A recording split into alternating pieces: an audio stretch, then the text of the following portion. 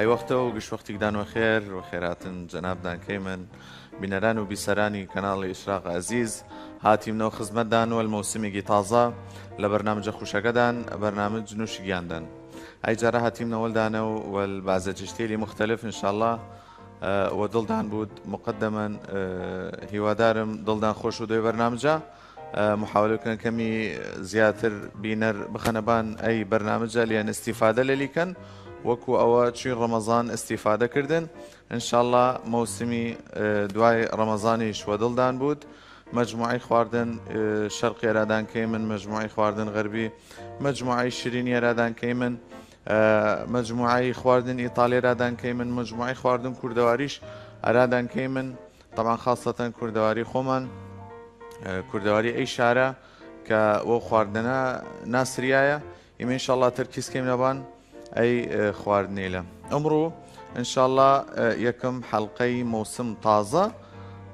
دي كما دي برنامج كمان تدو موسمي جي طازة طبعا امرو مجموعي خواردنا ردان اختيار كرديم نفره بسيط وتونيد لكش مالك بكيدي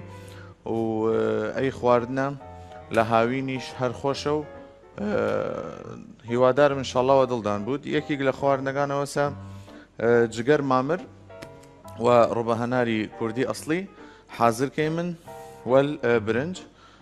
دوم دنيجيش مقابلاتك بسيطك ارادان حاضر كيبن كمقابلاتك بعد زجت خيار وماسو بعضی گوپیشت جاجيك طبعا خواردنگان فرا أسانة مجرد مكونات جگرگا ياخد كبدگا وربهنار إمامرگا طبعا كبدة هاي من تقريبا نيم كيلو مكوناتقي فرا بسيطة مجرد كميك زبدة وايمن بياز وايمن والبيبر شيرين ألوانيش وايمن إضافة أرى كمي توابل بسيط وهي من طبعا خودان زانن من توابل فروا كار نايرم توابل أساسية قانم هر وقت جاريك زانستنا بيبرشو خيقس طبعا أول جار قبل ما دست كيمنا جگر ربع هنارقة دست كيمنا دروس كردني برنجقة طبعا كالعادة وخودان زانن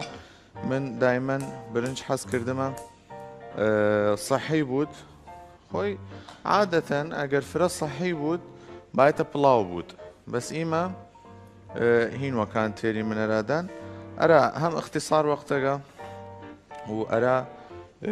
خوشتريشة تقريبا بس أواني كنخوشي سكر دينا خدا دنيا مكد ودير دا مكد لنخوشي محاولة بكن بلاو وكاربانن ياخدو فيجن بعضي وفيشت توشال طبعا أول جار بس شاوريكم منجلقم گرمو بود اي جارة حس كردم زيت نباتي وكار بارم يوجدي لاي خودم ميند يا زيت نباتي وكار تيرن ياخد زبدة يان كرا وكار تيرن حس كم اگر زبدة وكار بارن زبدة حيواني وكار بارن لان زبدة حيواني صحي ترى اول جار كالعادة زيتها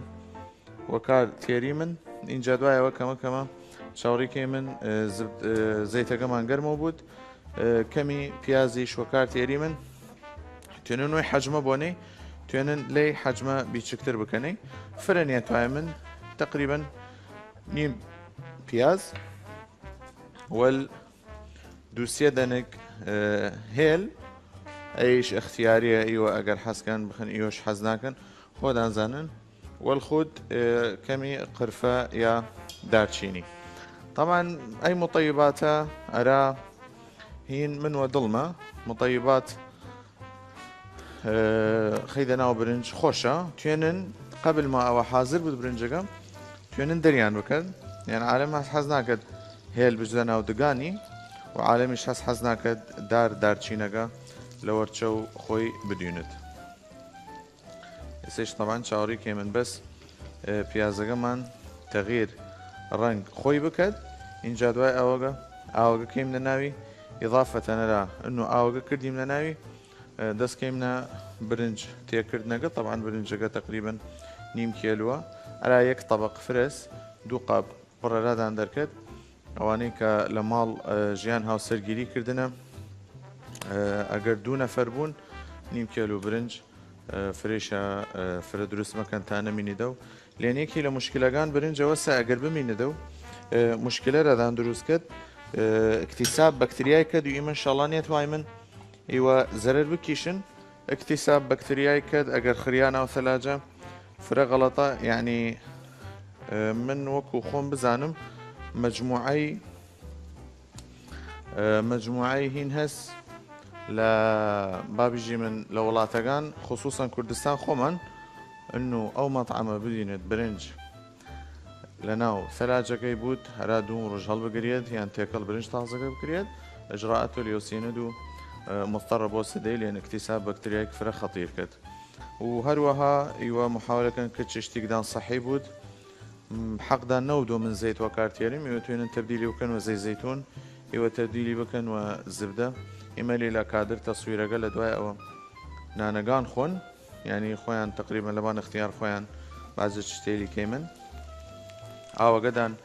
ئەی ئاوە لە سەربان تێت لە سەربان فلتەری گەرای بنن تا وە جوانترین شێواز وە سەحیترین شێواز بخۆنەی مقدمەنیش عافیەتدان بوون طبعا ئیسا کەمە چاوەڕێکی من پیازەکەمان تەبدیل ڕەنگ بکەت کە تەبدیل ڕەنگەکە کرد ئینشاءڵڵا یەکسەر ئاوەگە کەیم لە ناوی و برنجەکە کەیم لە ناوی و چاوەڕێکی من حازر بوود و ئەرائیوە اینجا ئەرائیمە عافیەتدان بود ئیسا تقریبا پیازەکە ڕەسیا و مەرحەلە کە تەواودی من ئەی ڕەنگە عیبی نیەرا من دەستکەمە ئاو تێگرتنەکە طبعا ئاو حسب برنجەکەس برنج هەست هین ئەم ساڵە برنج هەست هین ساڵی پارە هەرچەند برنجەکە تازە بوود ئاو کەم تواتە هەرچەند برنجەکە کۆنە بوود ئاو زیاتر دوات لێن عادەتەن برنجەکە خۆی وشکە بوود طبعا من لێرە حەزکەم بیبەر ڕەش و کەمی وەحاڵ خێ کەیم لە ناو برنجەکەمان هو حکومەوە برنج ئێستا لەوانەیەوە پیدان سیر بوود هەرا بیبەر ڕەش کردی لە ناو برنج بیبەر ڕەش خۆشە کەمی لە دەی دەدا ئینەکە برنجیش محاولەکەی من فرێنێک کەیم لە ناوی کەمێک بەسیتی کەیم لە ناوی مجرد بەسەوە تام بگرێت اینجا دوای ئەوە چاوەڕی کەم مکەوناتەکان کشتی تێکەڵ کەم و دوای ئەوە دی برنجەکەیش کەمە ناوی تا وردە حازر بود ئینشاءڵڵا ئیسە تێ من برنجەکە کەیم لەنا تەوان برنجەکە پێش وەختە باە بشورێت وشکە بکرێت و حازر بکرێت ئێمە تێ من ئیسا جوان تێکەڵی کەی من تا تقریبا ئەگەر تواستن برنجەکەدان مەضبوط دەربچێت بافرە ئاو لەبانی نەوت و حاڵ ئاوژدەبانی ئەنجا توێنن کەسێک لە ماڵ فالکۆن دیرت ئەگە دڵنیان نییە لە برنجەکەی خۆی چوین دەربچێت یانەوەیەک تازەوە کاراوردیە توێنێت قەزانەکە منجەڵ بکەت عفو قەزانەکە فالکۆن بکەت اینجا قەباقەکە دەبانی بە هەوا دەرنەچێت بینەران ئەزیزیزە چاوەڕێکی من برنجەکەمان حازر بوود چیمنە فاصلێک فرە بەسیت و تێمنەوە خزمەتدان جاری چاوەڕێمان بوون.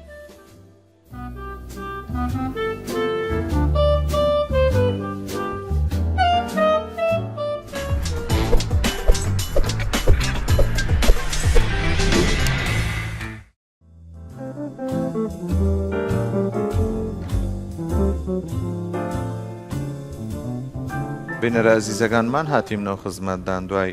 ئەی فاصلە بیچگە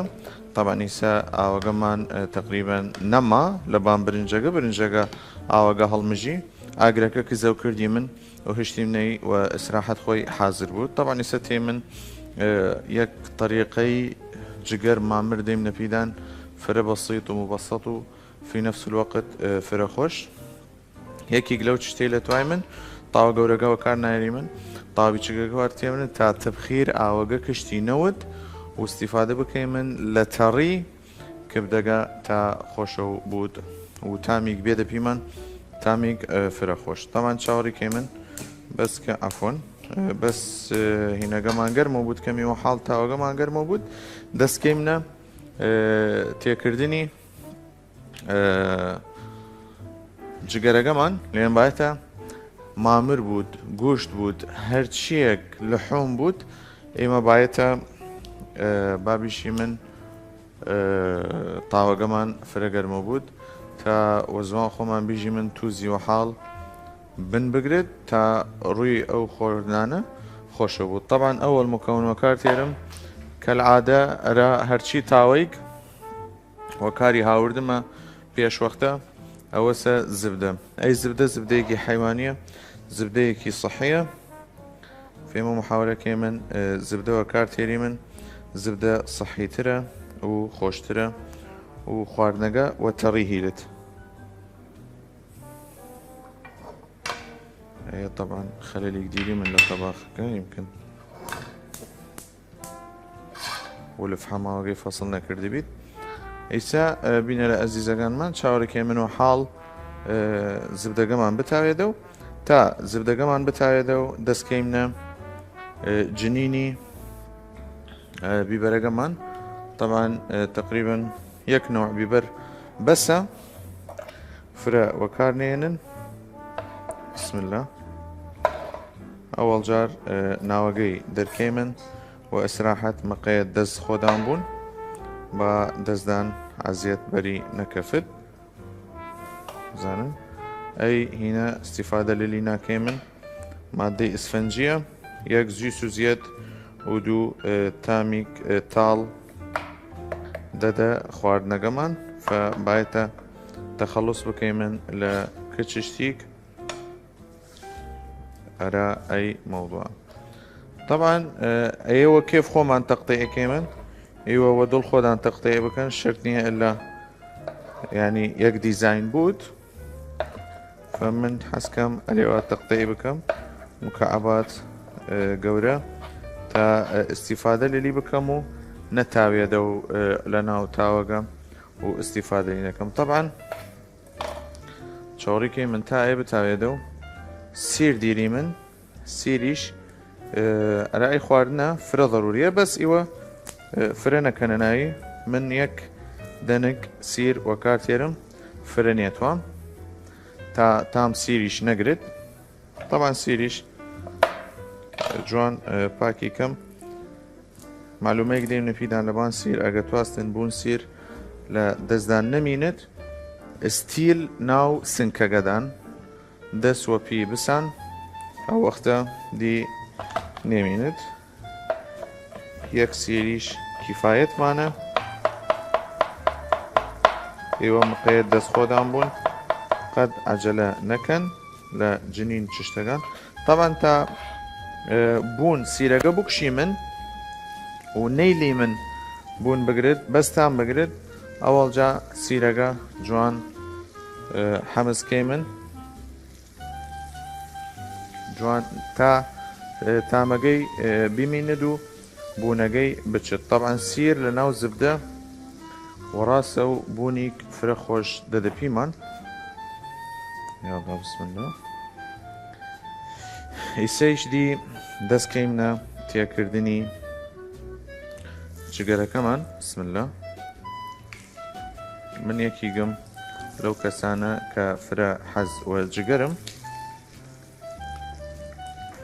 دي إسا دس كده تاقو بوق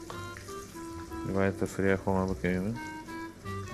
يعني آو هاناوي بسم الله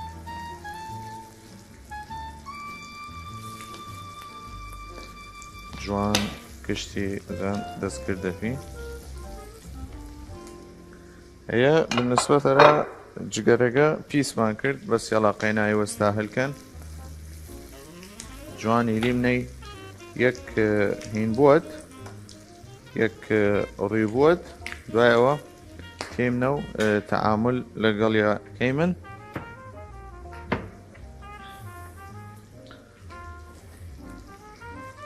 بس السريمن اقرا كمان كزو كيمن هيش عجلة مانية. طبعا دواي أوا كجگرة كمان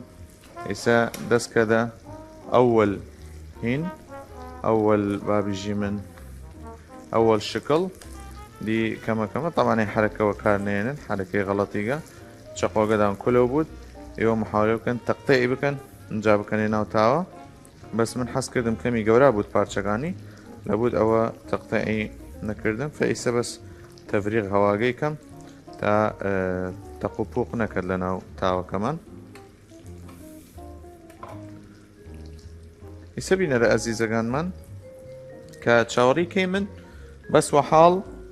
ريبوت يا شكلي اختلاف بكت دواي اوا سوزواتەکە کەیمنە ناوی وردە دەست کەیمنە سەوزەواتەکان یا الله بسم الله ئیسەدی دەست کەیمنە قەڵبکردنی جگەرەکە ئەگەر کامێرەکە رادان بۆ دەی بزانە چین تەغیر لەون خۆی کرد ئەی لەونە کە ڕەسێ ئەی لەونە دي كفاية ما طبعا يمكن بيسم كرت بس يلا قيناي ويستاهل كان لقطات عفوي هرباي بكفدنا وتصوير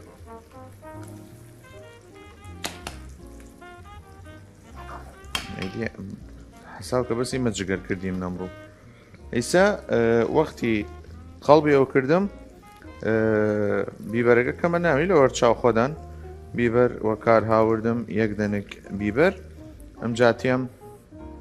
نيم بياز نيم بياز يشانه طبعا دعي مقاديريش كشتي رادان درچد لبان شاشة لبان اي مقاديره بچن تاكو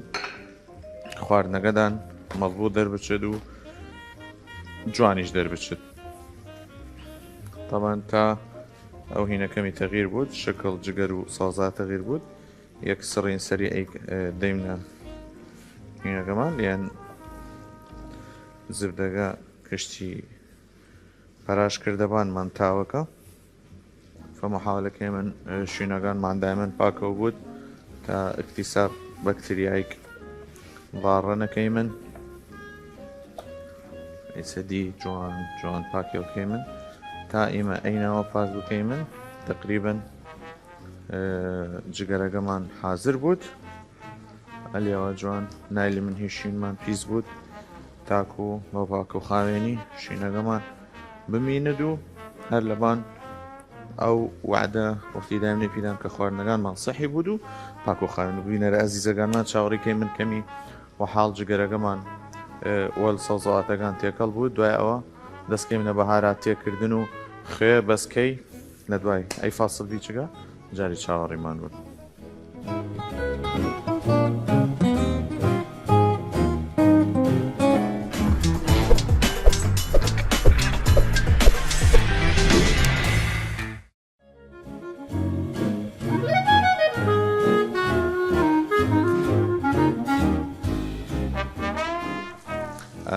بینەرە ئەزیزەکانمان هاتینەوە خزمەتدان لە دوای ئەی فاسڵە بیچگە طبعا ئەگەر کامێرەکەمان ڕنگ کبدەگە بۆت یاخود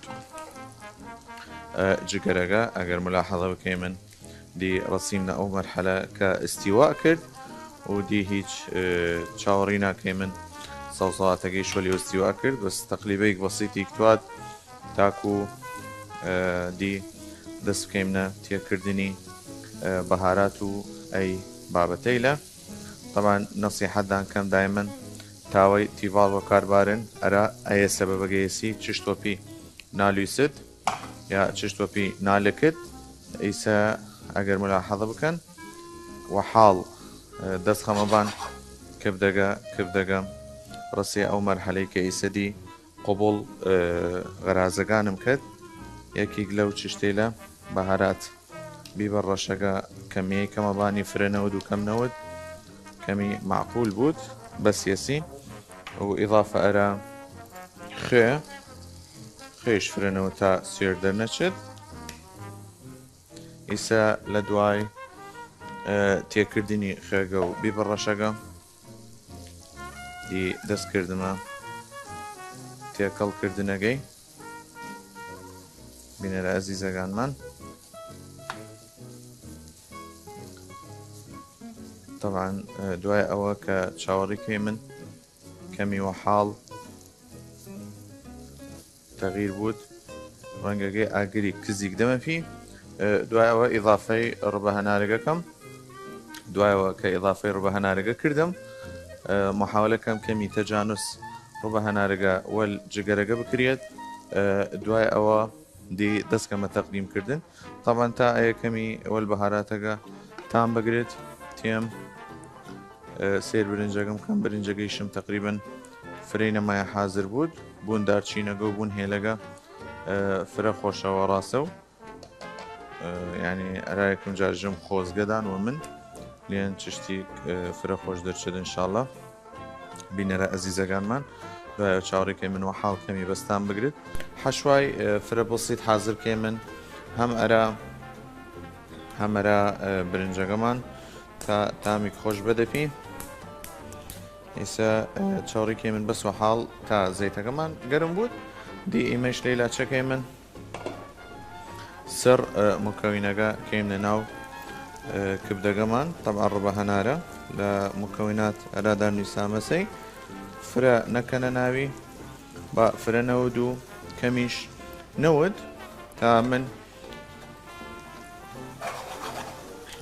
من تام بکەم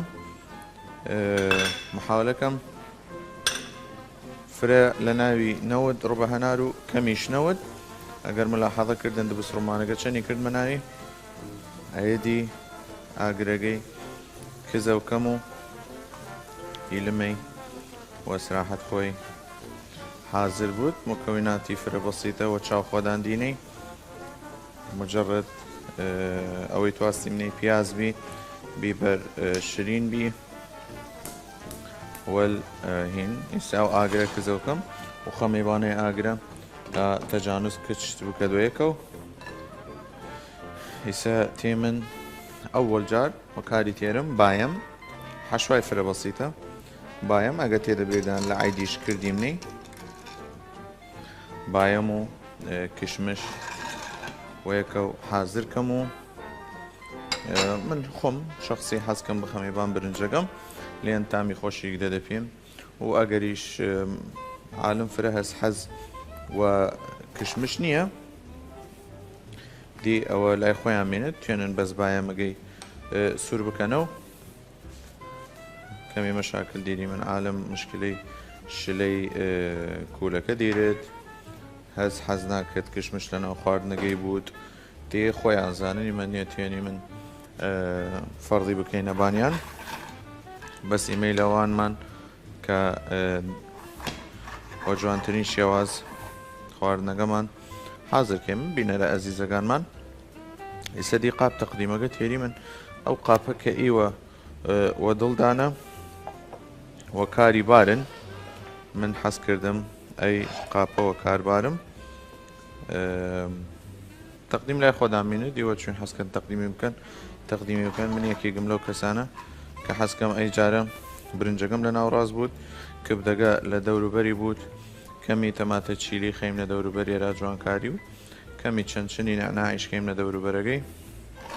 دی جوانکاریش لای خۆدامینێت داعینیە من بژمە پیدان ئەلا وە طریقە ئەی حرەکە نەکەن ئەگەر فێری بینە بکەنێ بەس ئەگەر فێری نەوینە ئەی حرەکە نەکەن و حکوم کارەکەی خۆمانی مە فێری بیمنە یەک غەڵەت بوود کشتی تێدەوە بانگیان خۆدان دەستدان سوزنە دیاخود عزیەتدان دەت فمحاولەکەن دایمەن کەوچک تەختە یا کەوچک پلاستیکی وە کاربارن ئێمەیسە چاوەڕێکی من بەس خۆی بگرێت دوای ئەوە دەستکەیمنە تەقدیمکردن برنجەکەمان ماشەڵڵا حازر بی کبدەی ڕبە هەنارەکەمانیش لە خودداوە زیای حازر بی ماشەڵڵا جوانە وەل بابیژی من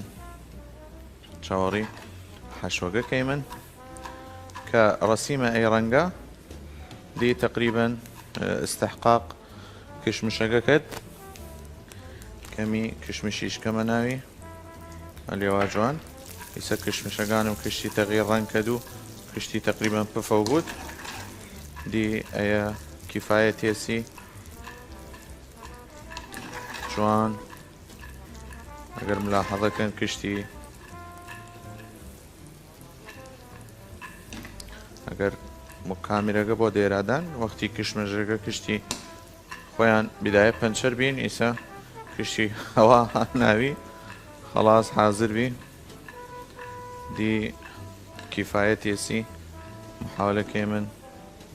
دی حەشواگەیشمان حاضر بی کوشیمنەوەی ئێستا تێ من ئەرا تەقدیمکردن خواردنەکەمان تەقدیمی فرە بەسیتە مجرد تفاصيلك سريع بما في دان لبان خواردنەکە قبل تقديم كردن ئەوەی تواستینەی برنج بی و چاو خۆداندین چوین حاضری کردی من و ئەوەیش تواستیمنەی ڕوبە هەنار و پیاز و بیبەر شیرین والجگەر مامر جگەر حیوان کەمی جیڕە ئەرا برژاندن خۆشترە ئەیش ئەرا سوورکردنەوە خۆشترە و کەمیش حەشوا تواستی من خلاص دی هیچ نێتوای من دەستکەم نە تەقدیم کردن لە دوای ئەی فاصلە بیچەکە چاوەڕیمان بوون باینەوە خزمەتدا.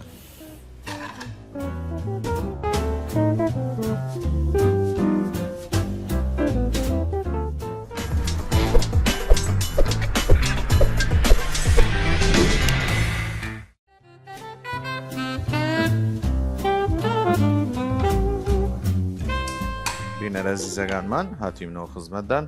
لە دوای ئەی فاصلە بیچەکە ئیسا دەستکەمنە تەقدیمکردنی خواردنە خۆشەکەمان ئەوەڵ جار حەشوا کەیمنە ناو قاپی قاڵەبی برنجەکە ئەمجا تێم برنجیش کەمە ناوی کەمەیەک خاسی کەمە ناوی تا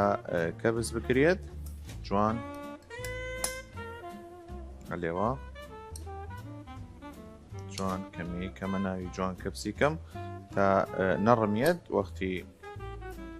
قەڵبیەوە کەم ئەوان قاپەکە بسم الله جوان لێوە کەپسیکەی من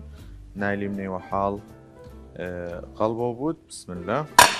ئێوە توێنن و عەکسە و یعنی توێنن قاپەکە ئەلێوە بخەنەبانی قاپە اینجا قەڵبیەوە بکەن طبعا قاپەکە هەڵنیەگرم تا کشت موادەکان خلاص نەکەم بسم الله ئێوە جوان تەقدیمی کەم بسم الله گەر ملاحەظەکەم تەڕ و خۆشە ئەلێوە جوان تەوزیعەکەمە بان دەوروبەر قاپەکە ئیسەتیان جوان لێوە بڵاویکەمە و محاولەکەم متەساوی بوود کەمێگەم پاوەگەرە هادەسم نێزانم جوان ئەلێوە محاولەکەم ئیسە خواردنەکەم تقریبا دیکۆریک توات تا ڕەنگێک بەمەفی ڕەنگێک جوان ئەیژدی لای خۆدامین و خۆدان و ترتیبدان طبعا من تەماتەی چیلی هاوردمە تقریبا هەست لە ئەغلب الأسواق فرە نێتوای من لێن کەم ئەلێوە جوان لە ناوڕاستەوە لە تیکەم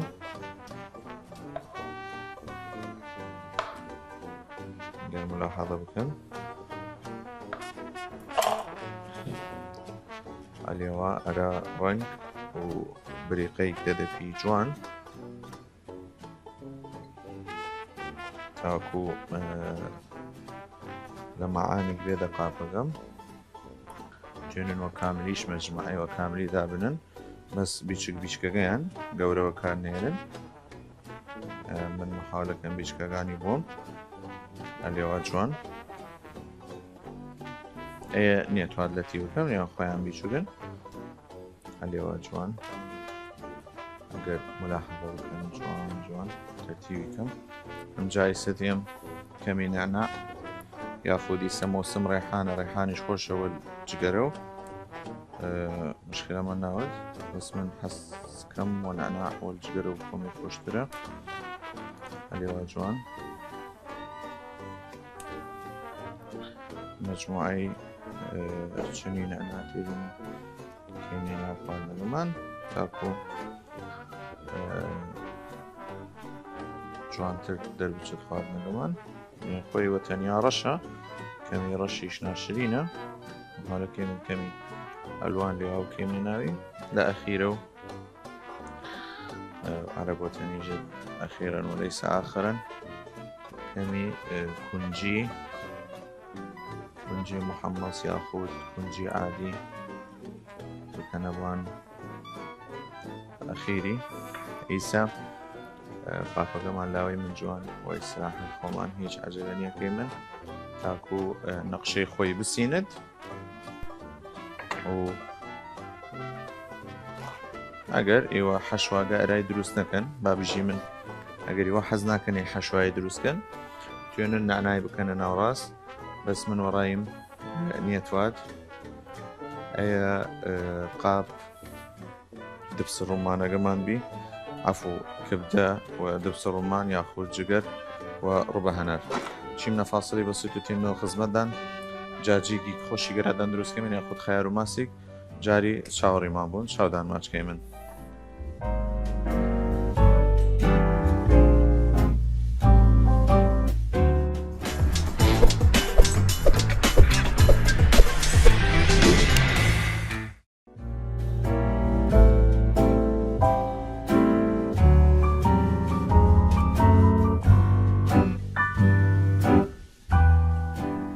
بینەرە ئەزیزەکانمان هاتیونەوە خزمەتدان لە دوای تەقدیمکردن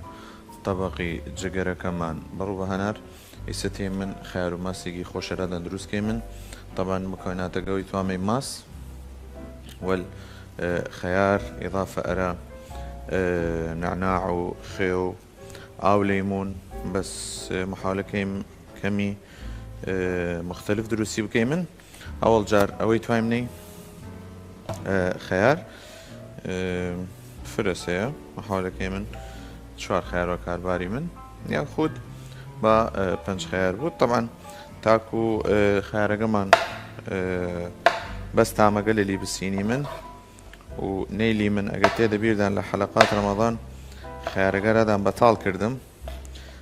تخلص بكيمن لزياترين نسبة او لناو خيارك و شكلي جوان دادي فيمان طبعا يك لخيارة كان كمي ديزاين للي سينم قر ايرا ديزاين توامي طبعا ملاحظة كردن رمضان نازم تيدا بيردن ناو خيارة لا اورد موي طريقة ارى يعني استفادة للينيا كم مجرد بس آوة من تام خيارة توام يعني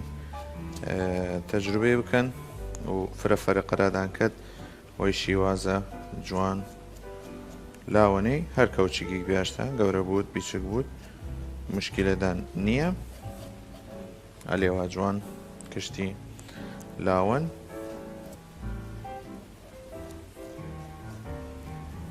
ناو خيارقة كشتي لاون تاكو استفادة بكيمن لتام خيارقة ايش كيا فاقر شكيد نيتو اللاوني خودم بخوني خرمة قم جوانا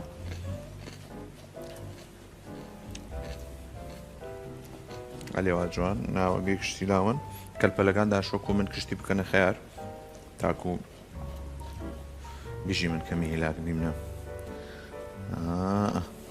جوان لاوي مني طبعا اي خيار هينيا خيار خانقينيا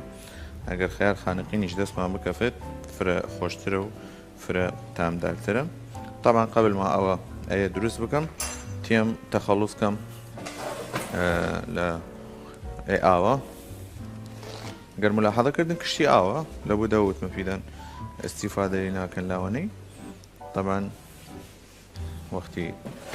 كشتي لاوي من يستي من جوان خيار كمان وي طريقي هلالي تقطيع كم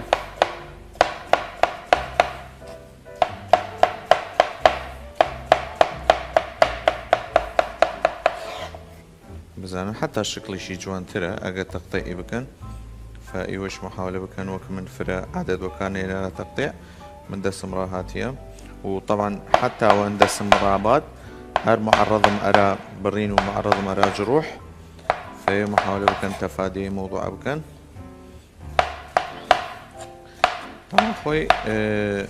عادة خيار وماس حزوة هنا حزوة نعناي وشكا نعناي فريش كخوم ديري مثل نعناي فريش بس تيلي كت فمن محاولكم نتوان تيلي بكت إيسا بين العزيزة كان من تيمن ماسقة كم إضافات خيم نباني إضافات يكفر بسيط تاكو تام هنا كمان نشد تام ماسقة كمان نشد مكونات بسيطة كمان مجرد نعناي وشك توام تقريبا نيو كوتشك وال او ليمون يك ليمون بس يسي يك او ليمون مجا خيش توام هذا مخيغس خيغس خيش توام على مس حسكت سير بكذا ناوي مشكلة نية سير بكنا ناوي هيش مشكلة ردان دروس نيكد لدواء او قبل ما او دعبايا بكنا ناوي خيارة بكنا ناوي كمي وحال زيت زيتون فريش نكنا ناوي وحال زيت زيتون بكنا ناوي تا تام زيت زيتون اگا زال نود دست كم نتاكل كردن تاكو جوانترين شواز بدا في من تا دوايا جوان تقديمي بكاميرادان فرا نشيونني تا ماسا قدان نود او بزن باید الشكل اللي وابود عالم مسحز كد سير لنا يبود وعالم مسحز ناك سير لنا يبود اي اختيار خودانا كميك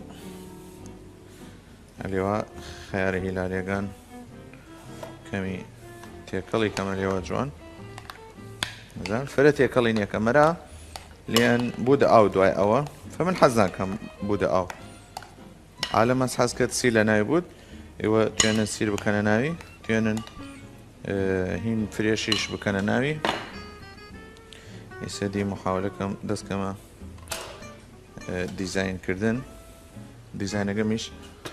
فرا بسيطة قابي كتيرم هر قابي بياش تامل مال بسم الله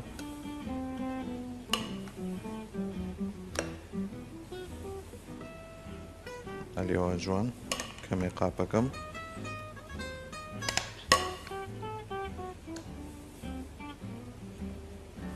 اللي هو جوان كمين قابكم جاتيم ايدو اخر خون خومي يا الله بسم الله ستيري من او هنا قتي دبيردان بريمني ارى جوان كاري اللي هو جوان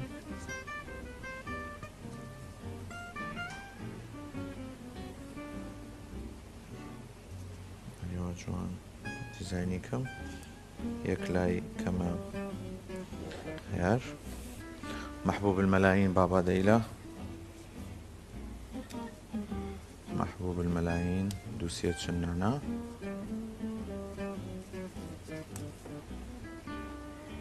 دوسية شناناش تمام اليوم شكلي جوان بيدا فيهم نانا برادر يسي نجا بابزام ليلى ليمون ديرم ليمون يديرم ليلى كمي ليمونيش كمي ليمونيش خما ايدي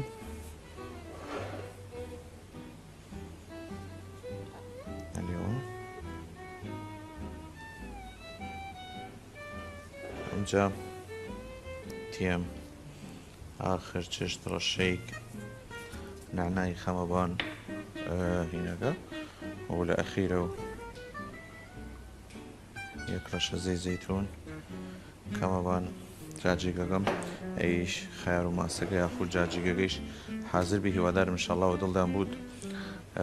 امرو اي مجموعه خواردن بسيطه لدان تقديم كردم هي ودار ان شاء الله ودل دان بود چاوریمان بکن و حلقه تازه لا برنامج خوشگندان برنامج نوشیگاندان جاری امرو خو حافظ